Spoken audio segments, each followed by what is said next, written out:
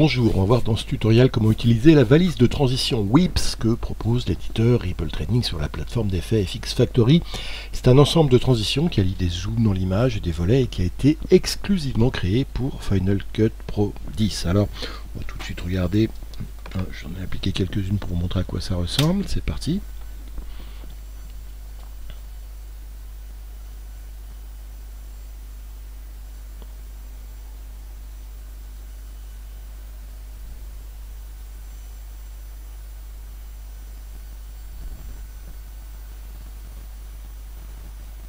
Vous voyez, il y a pas mal de choses un peu différentes qu'on peut faire. Et vous comprenez qu'à chaque fois, ça allie des zooms et des mouvements de caméra dans l'image, soit des glissements, soit des retournements, soit les deux conjugués. Voilà par exemple aussi, hop, ce qu'on peut faire. Donc avec WIPS, il y a au total 8 transitions différentes, 2 dans une valise qui s'appelle Dolly, et les 6 autres qui sont les plus intéressantes. On verra pourquoi dans la valise PAN ici. Alors on va venir au tout début ici, on va essayer d'en appliquer de ces transitions pour que vous compreniez bien comment elles fonctionnent. Il faut savoir que pour qu'elles soient le plus réussies possible, il faut que les plans auxquels on applique ces transitions aient des caractéristiques communes si possible. C'est-à-dire par exemple, là on a 2 plans avec à peu près la même couleur de ciel, vous voyez, donc 2 ciels bleus avec des nuages dans un coin. Là on a 2 teintes d'image un petit peu dans le même style également. Ce sera plus simple et ce sera plus efficace d'appliquer ces transitions WIPS sur ce style de plan que sur des plans complètement différents. Alors on va essayer par exemple sur ces 2 premiers plans. Ici, on va grossir un petit peu. Et on va appliquer le Up and Flip ici. Hop, regardez. Boom, cette transition qui par défaut est une transition de 2,016 durée.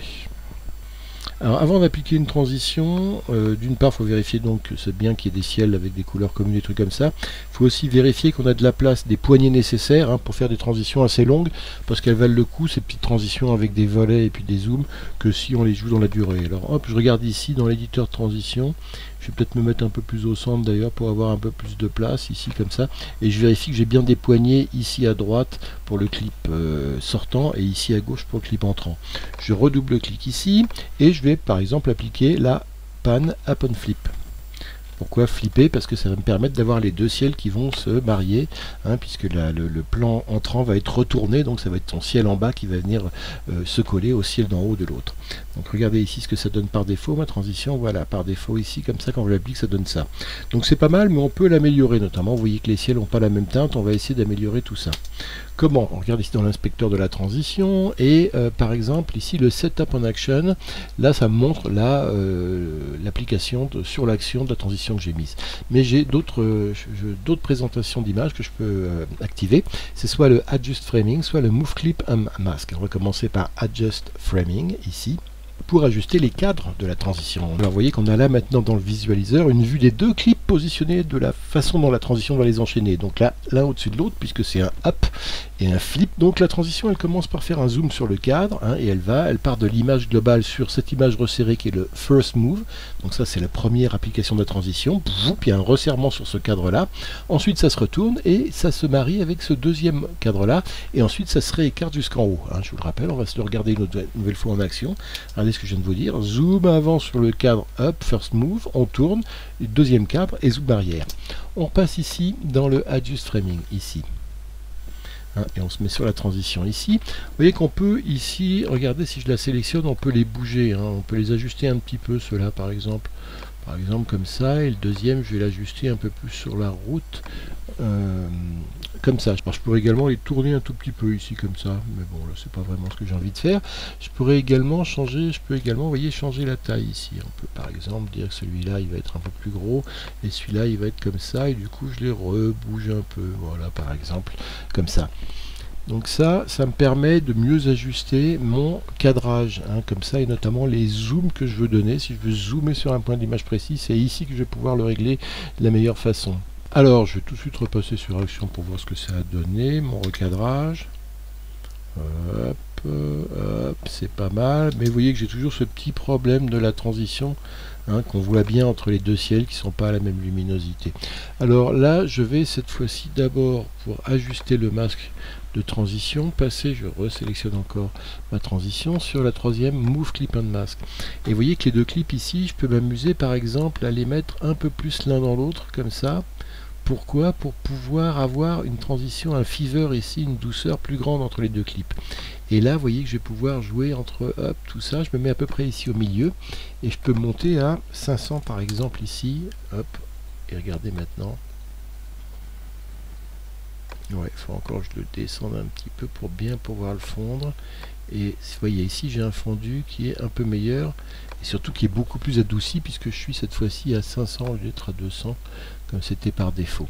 Et donc là, ça doit être mieux. Maintenant, il y a autre chose que je peux faire, c'est aussi régler la colorimétrie de chacun des clips pour que ce soit plus proche, pour que ces deux plans soient les deux ciels soient les plus proches possible. Alors, je désélectionne ici le plan, je désélectionne ma transition ici, je me mets un petit peu à gauche, vous voyez, juste un peu à gauche ici pour que ce soit sur ce plan de gauche que je vais appliquer ma colorimétrie, et je fais Pomme 6 pour ouvrir, vous voyez ici, et appliquer les réglages couleurs. Donc je vais par exemple en exposition sur le plan de gauche, je peux peut-être jouer un petit peu, le remonter un tout petit peu pour qu'il se rapproche de l'autre. En saturation c'est pas mal, non ça va. Maintenant je vais sur l'autre clip, le clip de droite, en me mettant ici la tête de lecture un peu à droite. Et vous voyez que je vais jouer cette fois-ci sur l'autre clip, et là cette fois-ci je vais baisser un petit peu la lumière pour que les deux ciels soient un peu plus proches possible. Et surtout là je vais monter un peu la saturation. Il faut vraiment que je joue plus sur l'exposition pour avoir quelque chose de plus similaire, mais bon, on va dire que là je suis pas trop, voilà, alors on va dire que je suis pas trop mal. Peut-être sur la couleur maintenant j'ai un peu moins de jaune, je suis pas tout à fait sur les mêmes bleus. Voilà, là je suis peut-être un poil plus proche comme ça. Et donc maintenant voilà, je peux relire ma transition en passant ici, en cliquant sur la transition et en revenant ici sur Action. Je vais relire cette fois-ci mon mouvement de caméra. Hop, regardez ça, voilà, on est beaucoup mieux qu'au départ, hein. On relit encore une fois, voilà. Et puis on peut aussi, si vraiment on a des enchaînements qui sont pas bons, par exemple ici vous voyez les plans n'ont pas grand chose à voir, si je fais un par exemple down ici, un peu plus long, regardez ici, hop, ça n'a pas grand chose à voir, mais ce que je peux m'amuser à faire, c'est par exemple, si je sélectionne la transition, c'est de mettre un blur pour faire le truc. Donc je vais faire plutôt en fast, et puis je vais carrément faire un truc assez lent, mais regardez, du coup on a, hop, toujours le zoom avant, mais un blur entre les deux après. Ou si c'est pas un blur, ça peut être un flash to white, regardez également. Hop, ici c'est une des options proposées. Et puis enfin il y a deux mouvements dont je n'ai pas encore parlé, c'est les deux dolly, la back et forward, qui donnent des choses différentes des panoramiques. On va essayer par exemple le forward ici, on va le faire un peu plus long, et vous allez voir comment ça marche. Hop, c'est le plan 2 qui, hop, le premier plan zoom et pouf, donne place au plan 2 ici.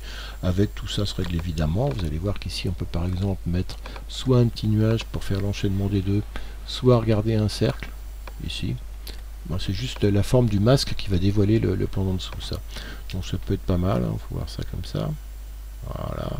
Donc ce masque en plus on peut le positionner où on veut à peu près. Regardez comme ça, on peut s'amuser à le bouger en vertical également. On peut également bouger le mouvement de l'image, faire des rotations, etc. Et puis voilà, il y a des tas de paramètres pour doser ça. Et vous voyez, donc ça c'est le A, c'est le back, comme ça. Boum. Et sinon le forward, non, je crois que c'est le forward que je viens de faire. On va vérifier. Forward. Voilà, et dans l'autre sens, pas mal aussi, ça peut être ça. Voilà, donc ça encore une fois c'est pareil, c'est à doser, hein, parce que hop, il y a un mouvement là qui repart dans l'autre sens. Tout ça, ça se règle en forward. First clip position, move, stop ici. Hop, si je fais un ping-pong ici, une atténuation en sortie, que je reviens là, que je descends un peu ça, par exemple, et que je fais ça.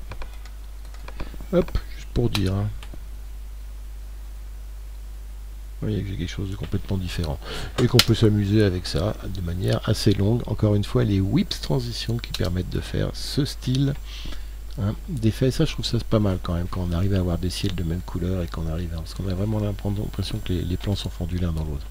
Regardez là, c'est avec le petit nuage en plus, hop, encore un flip, et puis ce genre de transition également, comme ça, qui sont plus...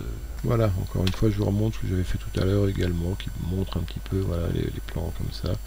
Voilà tout ce qu'on peut s'amuser à faire avec Whips Transition, hein, de Ripple Training, disponible sur la plateforme FX Factory. Merci et à bientôt sur cette chaîne.